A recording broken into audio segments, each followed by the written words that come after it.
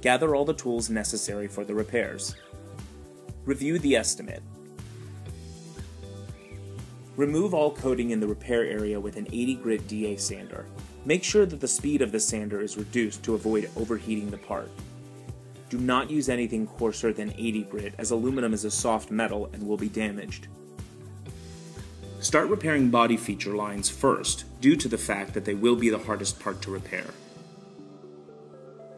Heat the area with an induction heater, butane torch, oxy-AC torch, or a heat gun. Be sure to keep the temperature between 400 and 570 degrees Fahrenheit to prevent the aluminum from becoming permanently softened.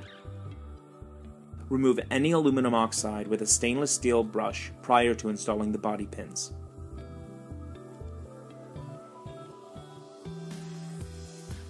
Attach a ground cable if necessary to the bare aluminum. Now, weld on the special aluminum studs.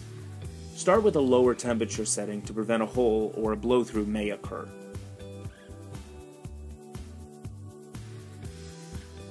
Next, use a lever system with or without heat to raise the dent.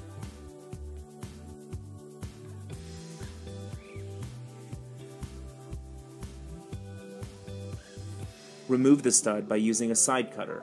Do not twist it off, as it can cause a tear in the aluminum.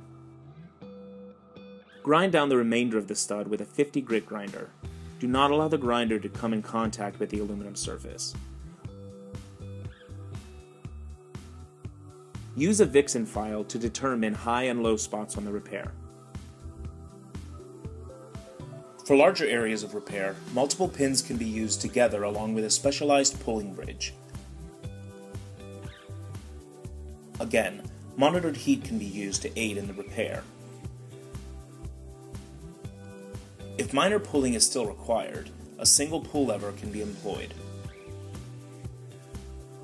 Clean the area with a wax and grease remover.